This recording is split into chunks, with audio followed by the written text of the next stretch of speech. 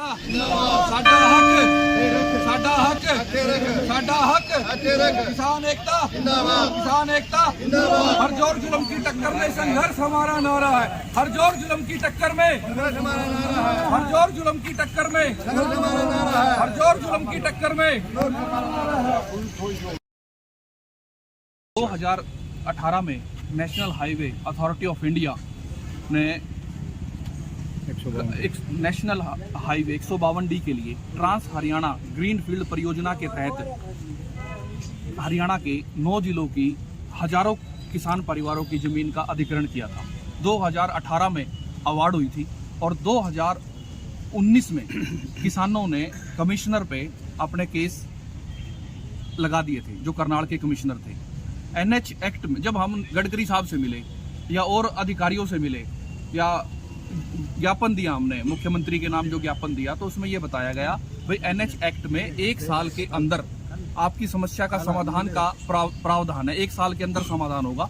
Court में जाने का उसमें कोई हमें अधिकार नहीं था। तो हम आर्बिट्रेटर जो कमिश्नर करनाल के उनको नियुक्त किया गया था। 9 के 9 जिलों को जो डिवीजन के हिसाब से कमिश्नर थे उनमें बांटा गया था। 2009 से किसान, ये करनाल जिले के 9 गांव के किसान यहाँ तारीख पे तारीख ले रहे हैं। और 9 जिलों में जो करनाल जिला है उसके 9 गांव हैं। गंगा टेढ़ी, पोपड़ा, जोड़ी, बारी, थड़, खेड़ी, सरफली, बिलोना, बस्सी और राहड़ा।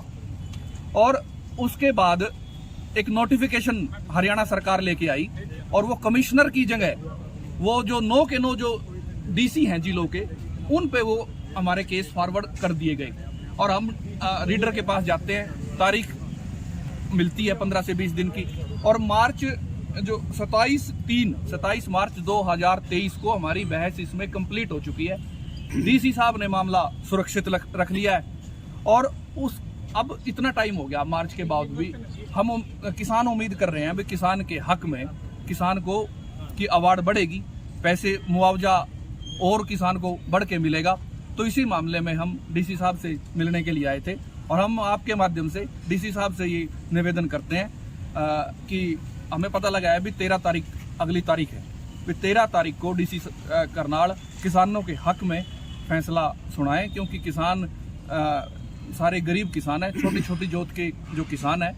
और किसानों की इससे DC साहब अगर फेवर करेंगे तो किसानों परिवार की सहायता हो जाएगी। और जब किसानों ने जमीन बेची थी और नई जमीन जो खरीदी थी जो किसानों ने, वहां जो स्टाम्प ड्यूटी माफ करी गई थी। पर अब जमीन खरीद लेने के बावजूद भी दोबारा से नोटिस किसानों के पास आ रहे हैं। कोई AG साहब हैं जो नोटिस भेज रहे हैं।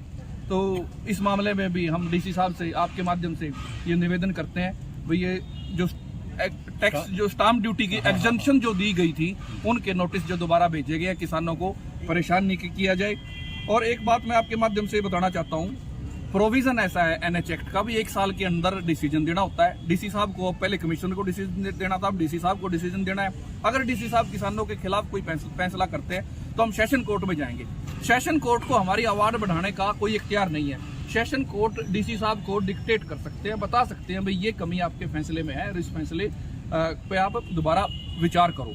जो 3 कानून आए थे जिनके खिलाफ 1.25 साल तक वहां धरने पर बैठे थे, वो भी ऐसे कानून थे भी SDM को पावर थी, फिर DC को पावर थी। अब सरकार का जो सिस्टम हो गया है, अथॉरिटी बना दी गई है, ट्रिब्यूनल बना दिए गए हैं, आर्बिट्रेटर बना दिए गए हैं। और वहां से देखो कोई DC है या SDM है, अब हमारा मामला DC के ऊपर है। जैसा CM साहब चाहेंगे, अंडरस्टूड है, एक मतलब कॉमन सेंस की बात है। CM साहब चाहेंगे तो हमारे हक में फैसला होगा, CM साहब नहीं चाहेंगे हमारे हक में फैसला नहीं होगा। क्योंकि DC की सुनवाई में और एक सेशन जज है या जो CGM है उसकी सुनवाई में एक फर्क है।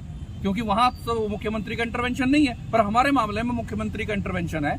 हम इसमें जो DC के पास जो पावर है वो अफसर के तरीके की पावर है, वो कोर्ट के तरीके की पावर नहीं है। पर किसानों को फायदा देने की पावर उनके पास जरूर है।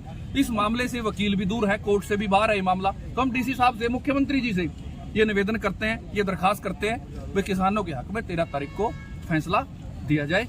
और मेरे साथ जो किसान है ये अपनी बात कहना चाहेंगे। जगदीश झिंडा जी आप यहाँ पर पहुंचे किसानों के साथ।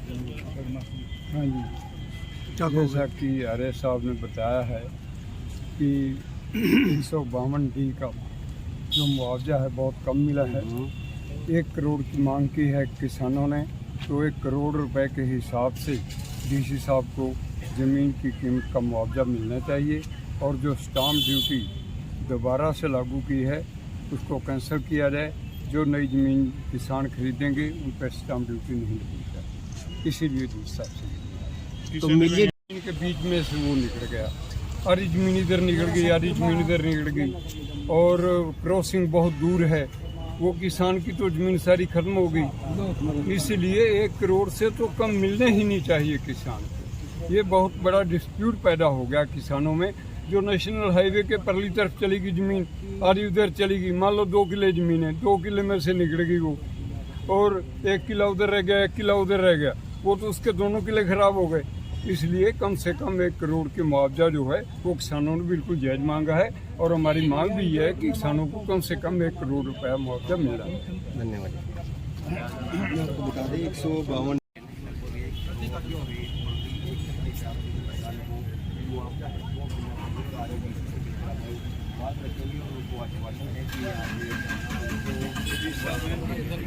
रास्ता